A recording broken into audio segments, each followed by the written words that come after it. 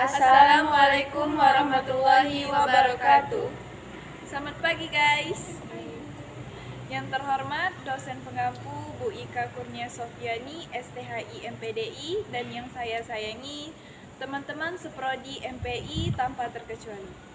Yang pertama-tama marilah kita panjatkan puja dan puji syukur kita kehadirat Allah Subhanahu wa taala karena berkat rahmat taufik dan hidayahnya kami bisa melakukan presentasi pada kesempatan kali ini.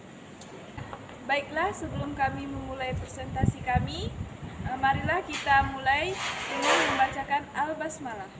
Bismillahirrahmanirrahim. Saya Hestikania, saya sebagai moderator.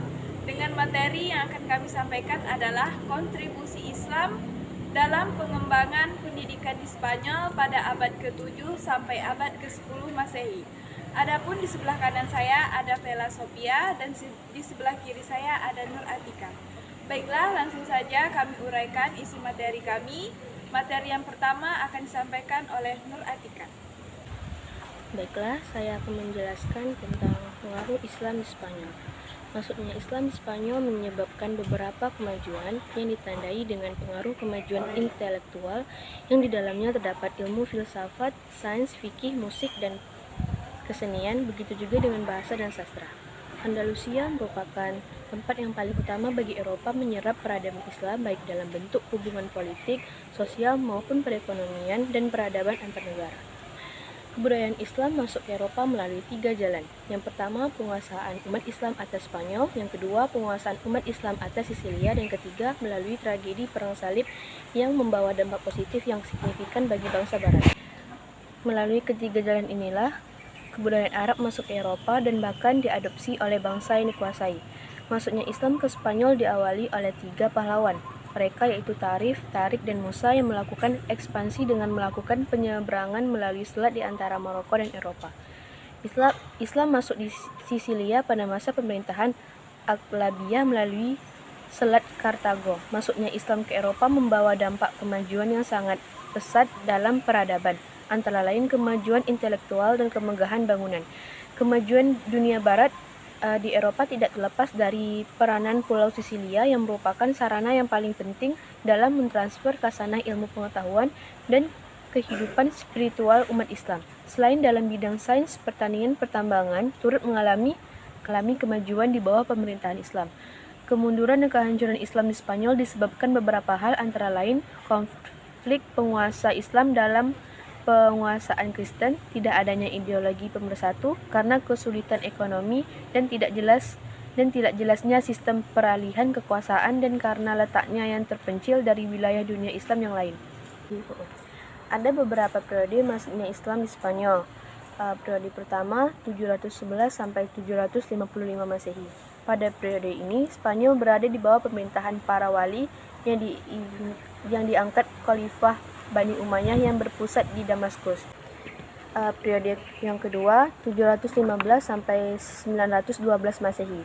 Pada masa ini Spanyol berada di bawah pemerintahan seorang yang bergelar Amir atau Panglima, tetapi tidak tunduk kepada pusat pemerintahan Islam yang ketika itu dipegang oleh Khalifah Abbasiyah di Baghdad. Amir pertama adalah Abdurrahman I yang memasuki Spanyol pada tahun 755 Masehi dan diberi gelar Al-Dakhil.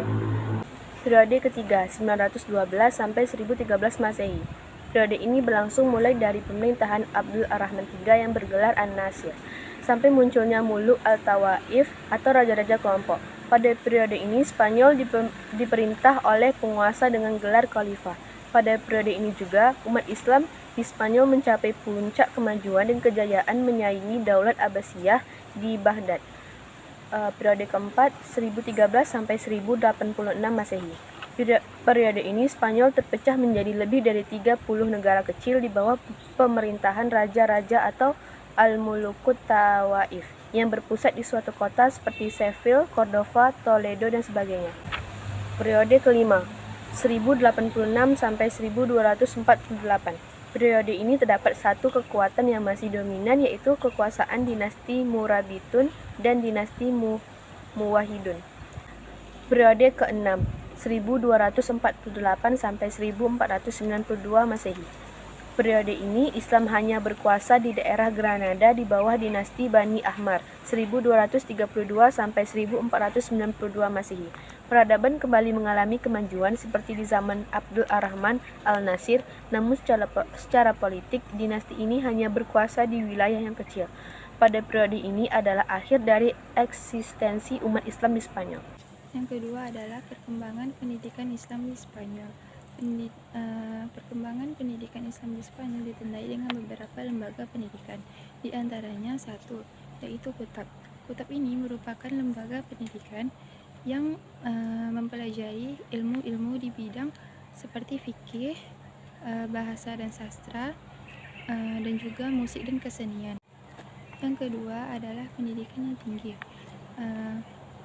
Atas inisiatif Al-Hakim, karya-karya ilmiah dan filosof yang diimpor dari timur, sehingga universitas-universitas dan perpustakaan di Cordova mampu menyaingi kota Baghdad. Yang kedua adalah di bidang sains, yang mencangkup ilmu-ilmu kedokteran.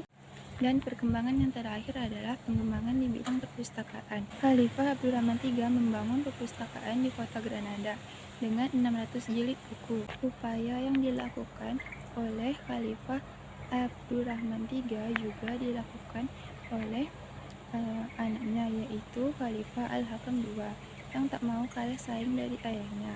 Dia juga membangun perpustakaan terbesar di benua Eropa.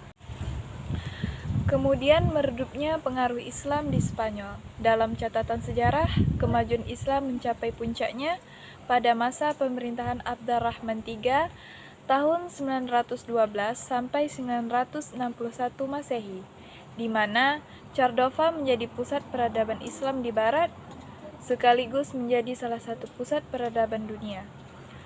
Setelah mencapai puncak kejayaan, kekuasaan Islam di Spanyol mengalami perubahan struktur politik yang membawa kepada kemunduran. Hal ini mulai tampak setelah wafatnya Khalifah Al-Hakam II. Kemunduran tersebut membawa kepada hancurnya Islam di Spanyol, bahkan sampai kepada tragedi pembantaian dan pengusiran secara paksa umat Islam oleh penguasa Kristen. Kemunduran dan kehancuran Islam di Spanyol disebabkan oleh beberapa faktor, baik faktor dari dalam maupun faktor dari luar. Dan inilah pokok yang akan kami angkat dalam makalah ini. Faktor-faktor kemunduran dan kehancuran yang berasal dari dalam. Faktor yang pertama adalah perpecahan dan perebutan kekuasaan. Faktor yang kedua, kepribadian dan kepemimpinan khalifah. Faktor yang ketiga, munculnya dinasti-dinasti kecil. Faktor yang keempat adalah masalah ekonomi. Kemudian, faktor-faktor kemunduran dan kehancuran yang berasal dari luar, itu yang pertama ada konflik antara Islam dan Kristen. Faktor yang kedua, itu ada tidak adanya ideologi pemersatu. Faktor yang ketiga, kesulitan ekonomi. Faktor yang keempat, ketidakjelasnya sistem peralihan kekuasaan. Dan faktor yang kelima adalah keterpencilan. Baiklah, hanya ini presentasi yang dapat kami sampaikan. Semoga materi yang kami sampaikan bermanfaat bagi teman-teman semua. Mohon maaf apabila terdapat kata yang salah, karena yang salah datangnya dari kami dan kebenaran datangnya dari Allah Subhanahu wa taala. Kami akhiri. Wassalamualaikum warahmatullahi wabarakatuh.